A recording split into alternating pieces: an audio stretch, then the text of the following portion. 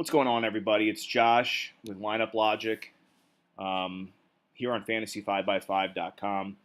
Fantasy 5x5 is one of our partners, our main partner, honestly, here at Lineup Logic. Fantasy 5x5 is an awesome website for NBA DFS research. Super cool stuff. Chris is the owner and operator of Fantasy 5x5, and he and Sean decided to, pair up recently and provide people the opportunity to pay $15 a month to get access to all of our offerings at Lineup Logic, also to support the pod. Obviously Sean does the pod every single day. And the man is not receiving a paycheck, so anything that you can contribute, really goes a long way in helping Sean do this thing every single day. But the extra $5 a month, you can do the $10 package and support the pod. Another $5 gives you full access to Fantasy 5x5's suite of resources to do your NBA DFS research. So $15 a month for Lineup Logic and Fantasy 5x5. I'm going to highlight one of my favorite tools on Fantasy 5x5, super simple and underrated tool, and that is the Big Game DvP tool. What is Big Game DvP, you ask? Well, Big Game DvP, according to Chris, is when a team allows a player to score enough fantasy points against them to finish that game within the top 10% of his individual performances for the season. Okay?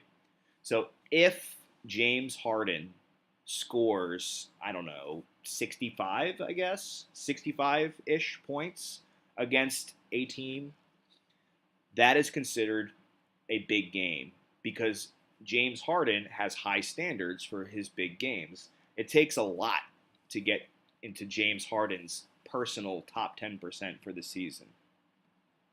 On the other hand, if a guy like, Marco Bellinelli scores 30 points, that is a big game performance for Marco Bellinelli. I could be wrong. I'm pretty sure I'm right. Because Marco Bellinelli has not had very many games where he's scored over 30 points this season, 30 fantasy points this season. So when Marco Bellinelli scores 30 points from the shooting guard position, that's a big deal. That's a top 10% performance. When James Harden scores 30 points, that is a massive, epic dud for him. James Harden has to score at least 60 or 70 fantasy points to get into his top 10% of his games this year. Not top 10 games, top 10%. So right now, most teams have played 50 games. So James Harden's top 5 games, okay? So it's probably going to be more like 70-something, not 65. I digress. A big game performance simply means that the team has given up a game to a particular position and a particular player that plays that position who for himself it was a top 10% performance for the season. Okay?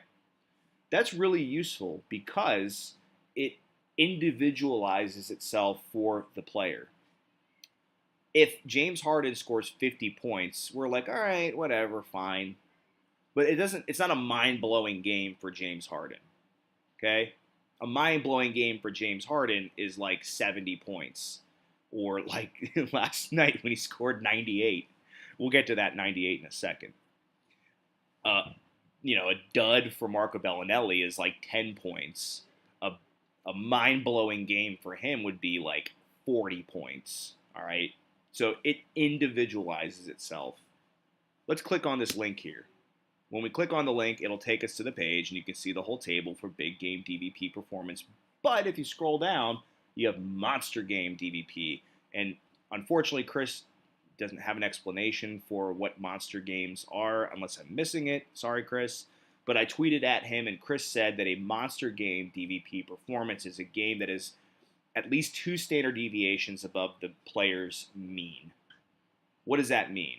Okay, if you're not familiar with standard deviations are based on the famous Bell chart that you probably saw in college statistics class or whatever.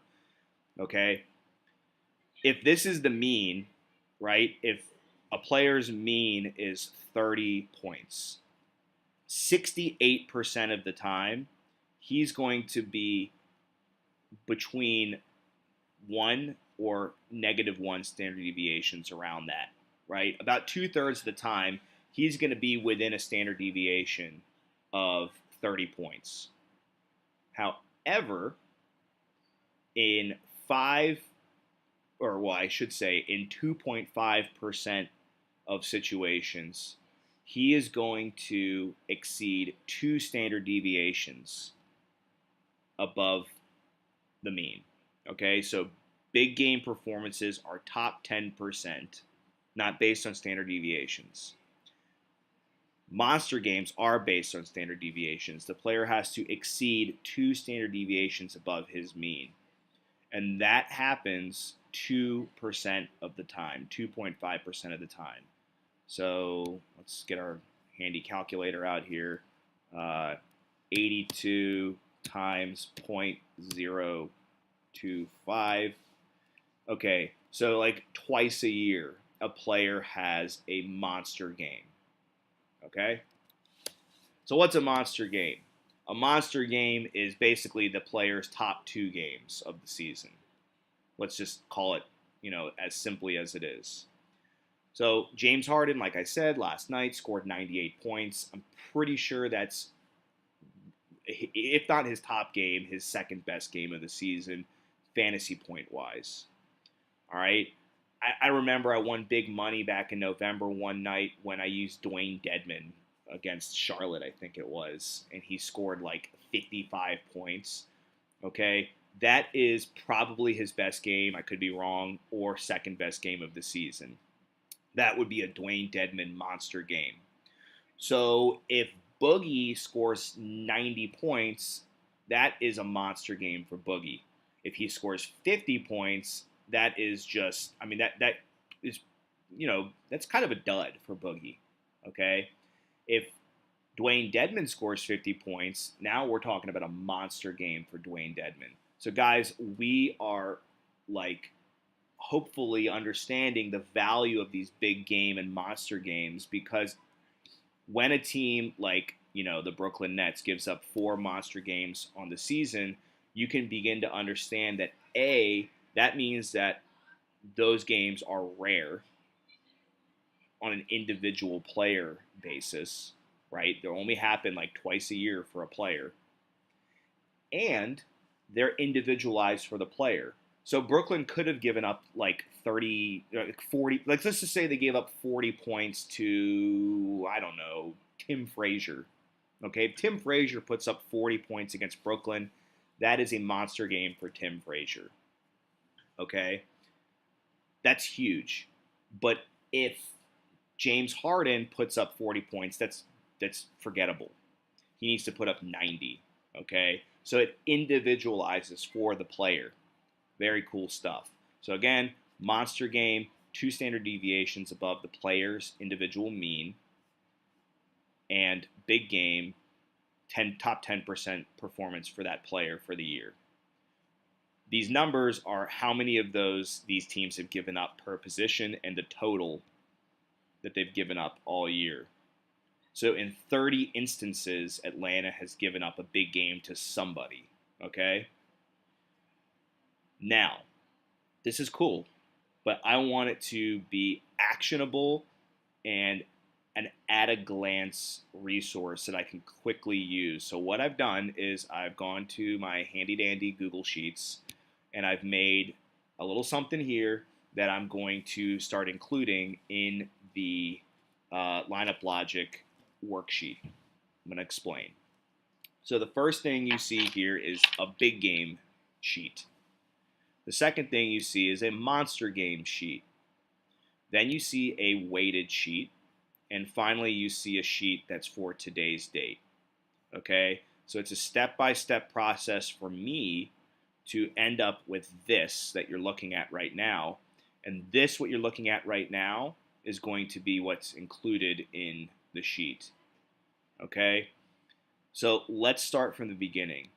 We first have a big game sheet, and I'll just simply be copy and pasting the table from here, big game DvP, into here.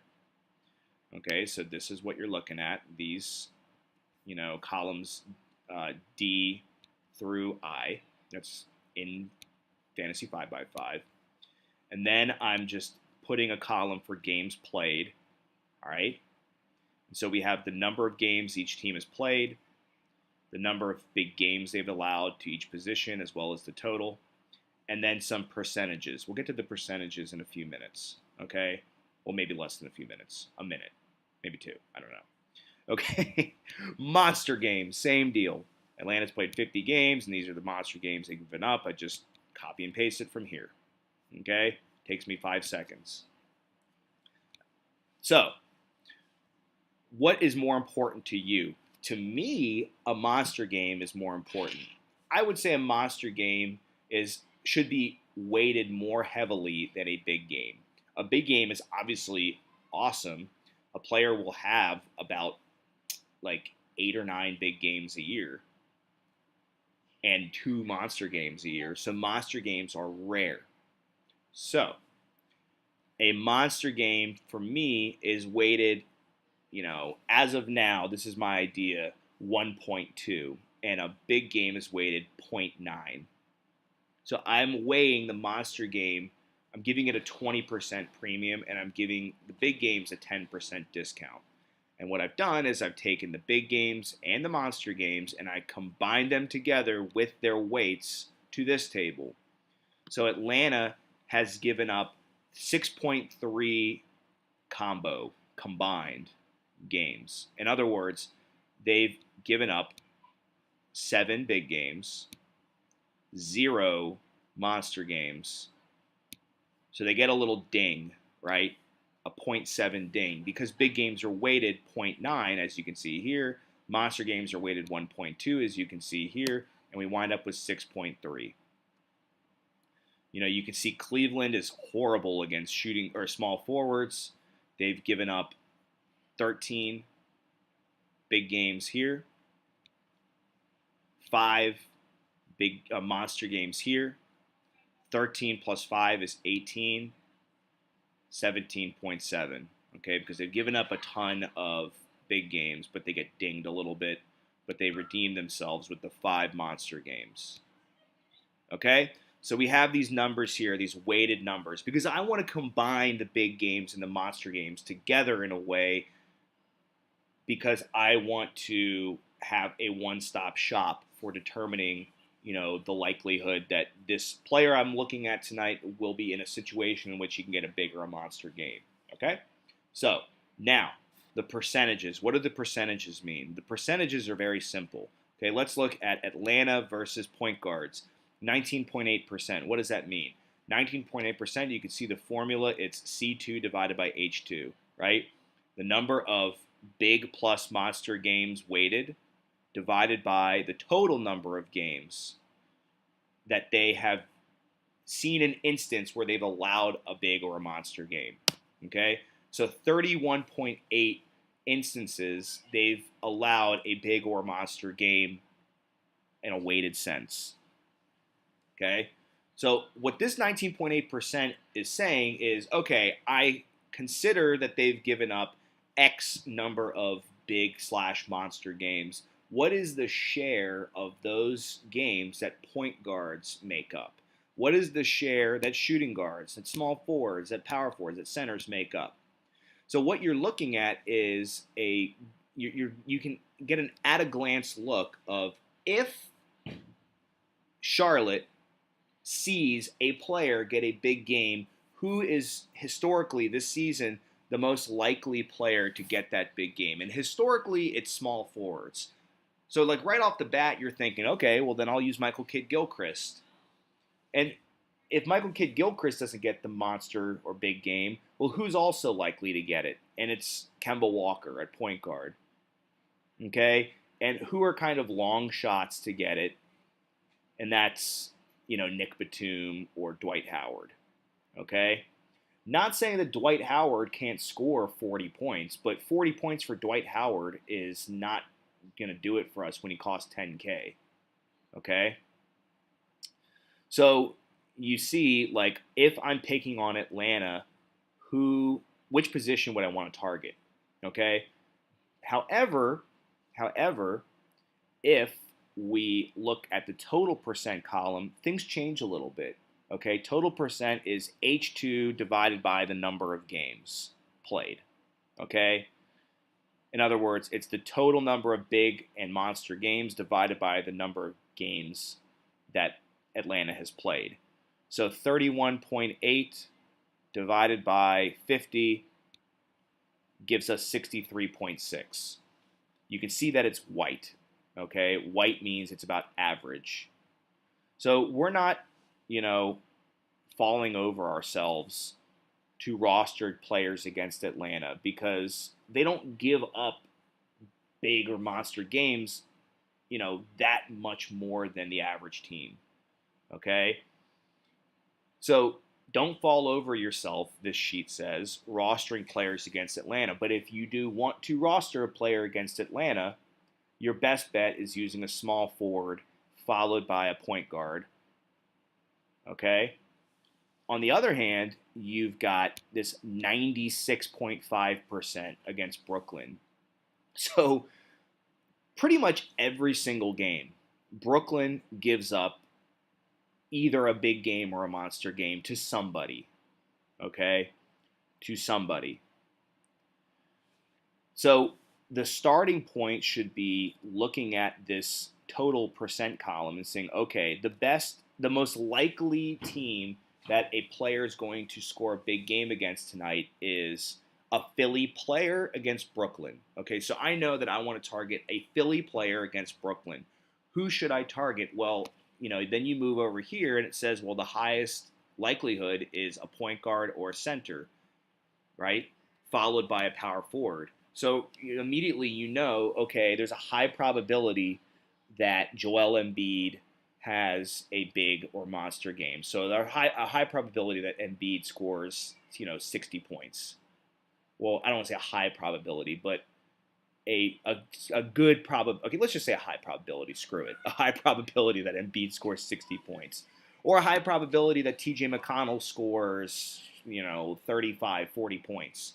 Or a high probability, or a slightly less high probability that Ben Simmons, or Dario Saric score, for Simmons, I guess, what would it be, like 55 points? Or Saric, 45, 50 points, whatever. So it lets you quickly zoom in on what is your safest bet against Brooklyn. Okay? So this is a mess still, where we can't really use it right now for the slate. What I then do is I make another copy of it, okay? Because if I sort these columns the way I do it, then it messes up all the coloring and importing the numbers from the big and the monster sheet. So what I do is I just, right-click and I duplicate it, and then I come out with this sheet here. Then I, remove all the formulas so that I can sort these tables. And this 131-2018 and every day from here on out is what I'm going to copy to the lineup logic sheet every day. So this is how I think you can use this pretty effectively. Like the first thing you want to do, okay, and I'm going to manually put in these teams every day. Okay, the first thing you want to do is notice that this is yellow. This means that this is the team you're using the player from. The opponent's column is the team who gives up these stats. So Atlanta gives up, 11.7 big or monster games, which make up 36.8% of the big or monster games that they give up on the whole. And they're playing against Charlotte, okay? So we're going to use a Charlotte player against Atlanta. I hope that makes sense. It's really not that complicated, but, it's a little weird at first glance. So what I have been doing the last couple days as I've been testing this out is I sort it by total percent. Okay? And so when I sort it by total percent, I'm looking at it and I'm thinking, okay, so 98% of the time, 97% of the time, 96% of the time, 90% of the time, Cleveland, Orlando, Brooklyn, Chicago give up to somebody a big or monster game. So those are the teams I want to target first. There's a high probability that they are going to give up a big or a monster game to somebody. So who on those teams are likely to get those bigger monster games? Okay, the point guard and the small forward facing Cleveland. So immediately Goran Dragic and Josh Richardson enter my player pool. Who is likely to get a big game against Orlando? Point guards, and then followed by shooting guards. So who's entering my player pool? Jordan Clarkson, KCP, and I guess to a lesser degree, Tyler Ennis. Obviously Lonzo Ball if he was playing, but he's not. Who on Philly against Brooklyn? We said it before. Both power forwards, Simmons and Saric, Embiid, and T.J. McConnell. And then who on Portland against Chicago? Okay, well, that's a little bit more balanced. You don't have anyone that really makes up a massive share of the big games against Chicago. Like pretty much everybody balls out against Chicago. I guess you could start by thinking, okay, well, who's the most high usage player on Chicago? And you want to think about guys like, like Justin Holiday or Zach LaVine or what's his face, Denzel Valentine. You can think about at center. You can think about Bobby Portis or Rolo. And I guess you could also say, Mirotic and Markkanen, just because they're kind of like stretch fours, so you can kind of look at them in the lens of a small forward. I'm less interested in using what's his face? Oh my God, the point guard, Jerian Grant. I'm less interested. It's Jerian, right? Sorry. I'm less interested in using him because of this orange tier 15.3% share of big games, big/monster games. That said, Jerian Grant is a point guard, so he facilitates a lot. You kind of got to balance it out there. So it's kind of, oh, wait, what the hell am I talking about? Guys, I'm sorry. I'm thinking of Chicago's players. We're talking about Portland's players. Jesus Christ. Okay, so Portland's players. CJ McCollum, Evan Turner, what's his face? Big Dog. Nurkic. Oh, man. Maybe Ed Davis, too.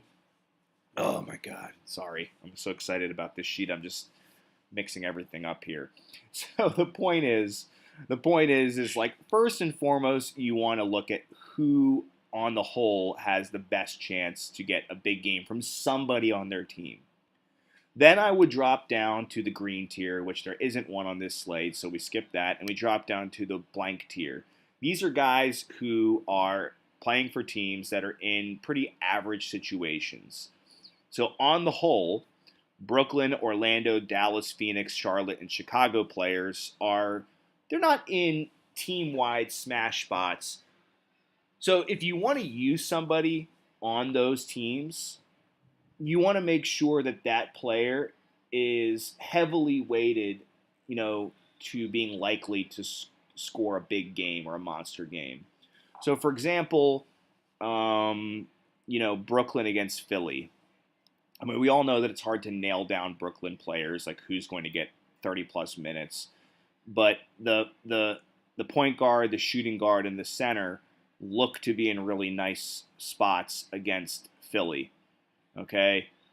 Again, it's hard to nail down Brooklyn, so, I guess you could argue in favor of just your favorite guard. As for Orlando, I mean, it's pretty obvious that you want to focus on forward here, small forward. So, if we're looking at Mario Hazanja again, John Simmons maybe, um, your next best bet would be Bismack Biyombo. But after that, it's a little hard to feel great about Elfrid Payton because he's white tier for his position and white tier for the total. So, be wary of Elfrid Payton. Dallas, Wes Matthews looks in a really nice spot against Phoenix. For Phoenix, I don't know who the hell is going to be playing tonight. If it's Devin Booker, he's playing, then you can, give him a positive spin since he'll probably be running the point a lot. If he's not playing, then you can easily feel good about Isaiah Canaan or Tyler Ulis, considering the blue tier for point guards against the white tier total percent. You can maybe argue against using a big on Phoenix, but again, like white tier position and white tier total, you want to be careful, okay? Charlotte, MKG looks in a nice spot. Okay, and then Chicago, so Jerry and Grant looks in a nice spot, depending on who you think is going to be running the point mostly. So that's the white tier. And then when you drop down to the orange and red tiers, you really want to just tune out anybody that's in a white, orange, or red and just focus on these top tier guys and really focus on top tier guys who are high usage, high minute players. These are teams that are in situations where it's hard to have a really efficient performance against the opponent. Like, for example, Cleveland, they're going against Miami. It's not a terrible matchup, but it's not likely that they're going to have guys getting ceiling games against Miami. That said, the highest likelihood are the wings. Going against Indy, Memphis is in a pretty rough spot on the whole, but if somebody gets a big game, it's probably going to be a big. Same deal with Boston against New York. You want to target forwards against them. Primarily power forward. So Jason Tatum and Marcus Morris could be in nice spots as well. As the small forward, which I guess, again, would be like Tatum. Tatum can double dip at both forward spots. And Jaylen Brown, but he kind of runs the two a lot. Continuing to drop down, you see that Indy, shooting guard and power forward. So, Thad and Oladipo look to be in nice spots. Atlanta, you got your small forward, Taurean Prince, and point guard. You have Dennis Schroeder. So those are interesting. To a lesser degree, you have power forward, but again, we're in an orange tier for the total, so we don't want to be using white tier players. And then finally, like bringing up the rear, I mean, the best spot looks to be Enes Kanter against Boston, but you just got to be careful against Boston. It's rough going against them, as you can see that only 42.9% of the time, less than half the time, a player gets a big or monster game against them. Very hard to get a big or monster game against Boston. So, that's kind of the way I do things. I just, the last couple days, sorting by total percent and looking who are in awesome spots in these top four teams because of the blue tier for total percent. Then dropping down to the next one and seeing who are in like can't miss spots in these white tier. And then just really being selective. If I have to, or there's like a massive value play down in these orange and red tiers, use them sparingly. Finally, just to wrap it up, I mean, you could sort by the positions themselves, and you can say, okay, who is my can't miss point guard? Like, who do I have to use? And it looks like LA and Phoenix are in there. Okay, well, what's the tiebreaker? The fact that Orlando has given up a big game 97% of the time to any player, and 35% of them have been point guards. That's my tiebreaker between LA and Phoenix. That said, who is in a better spot? It looks like it's easier to figure out who's going to be running the point in LA. If since Ball is out, it's most likely going to be Clarkson most of the time. So I feel better about using Clarkson, than I do about using Ulis or Kanan. You might feel differently. That said, both are in really nice spots. And you can just go one by one and just sort each position group, just see what lines up well. Like obviously Boston power forwards are in the best spot of the night on a basis of like what is the share that their position group takes of the big games total. But on the whole, it's relatively rough going against the Knicks. They're not a great defense, but they manage, statistically speaking, to limit big and monster games. So Boston players could have some nice outings, some nice 30, 40-point outings, but nobody really looks like they're in a really nice spot to get 50, 60 points. Okay, so that's it. I hope this all helps. I hope that you're interested in using this tool. If you have any questions, tweet me at Josh Fern. Give me a follow. And, yeah, enjoy. Good luck, everyone. See ya.